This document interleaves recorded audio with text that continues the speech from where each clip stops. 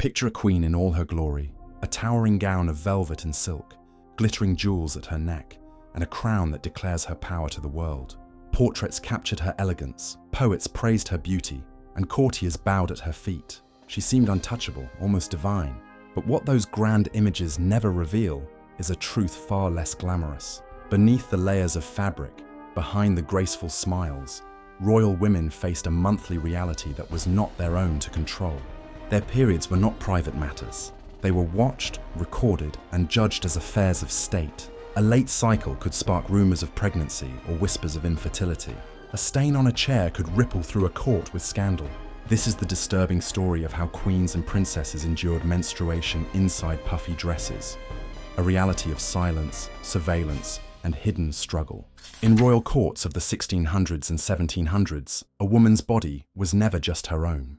For queens and princesses, their fertility was tied to dynasties, treaties, and the survival of nations. This meant that their menstrual cycles were closely tracked, not in private diaries, but in coded letters, official records, and reports passed through corridors of power.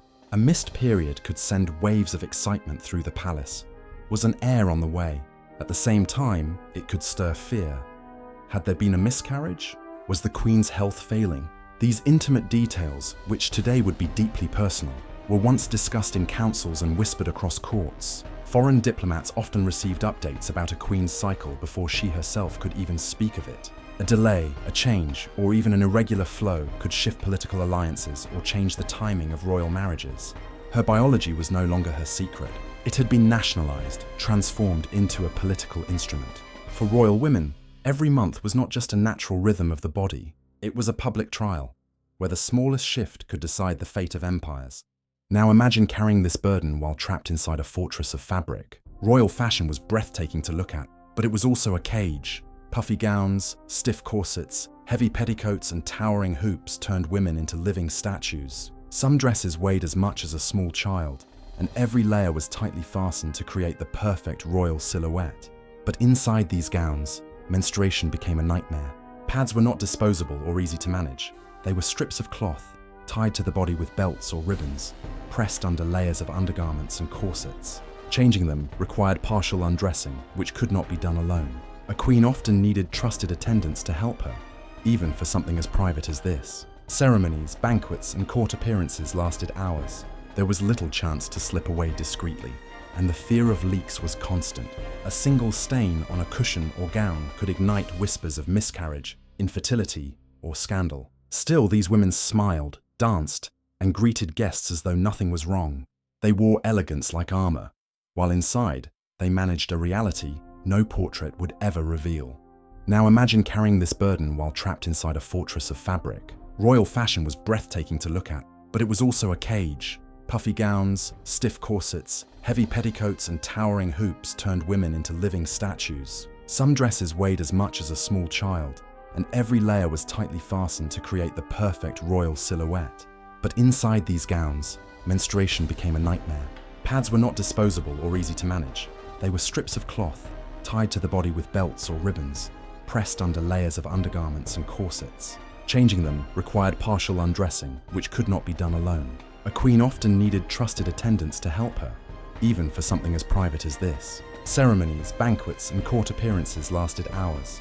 There was little chance to slip away discreetly, and the fear of leaks was constant. A single stain on a cushion or gown could ignite whispers of miscarriage, infertility, or scandal. Still, these women smiled, danced, and greeted guests as though nothing was wrong.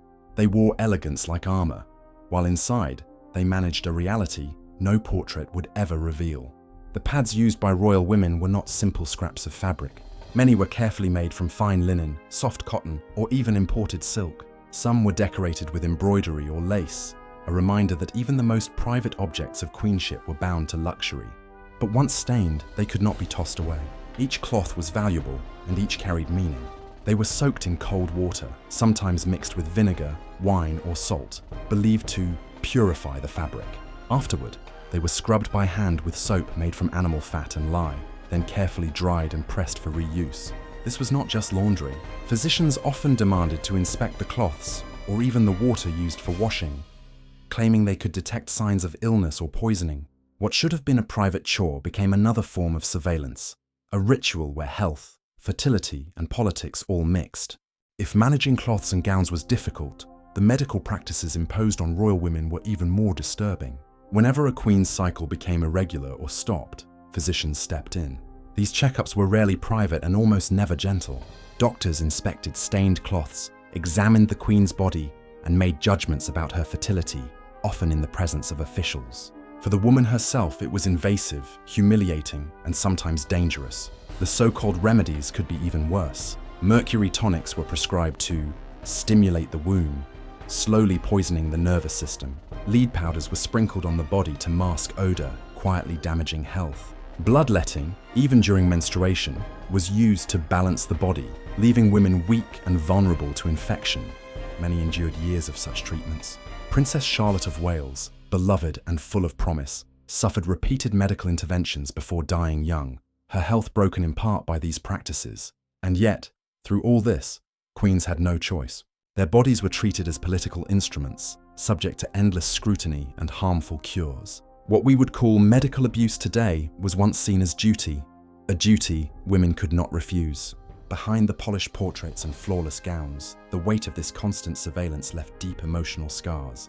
Letters and diaries reveal how queens felt trapped, discussed as if they were vessels rather than people.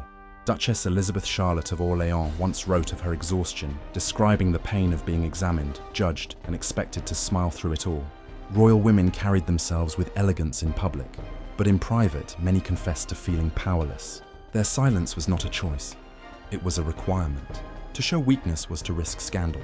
To speak openly was unthinkable. The history of royal women often shows us crowns, jewels, and palaces. But behind every portrait stood a woman carrying a hidden burden. Her monthly cycle was not hers alone. It was monitored, judged, and used as a tool of power.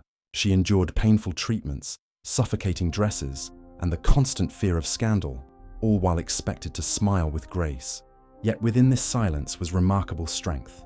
These women bore not only the weight of a crown, but the weight of being a woman in a world that made their biology a matter of state.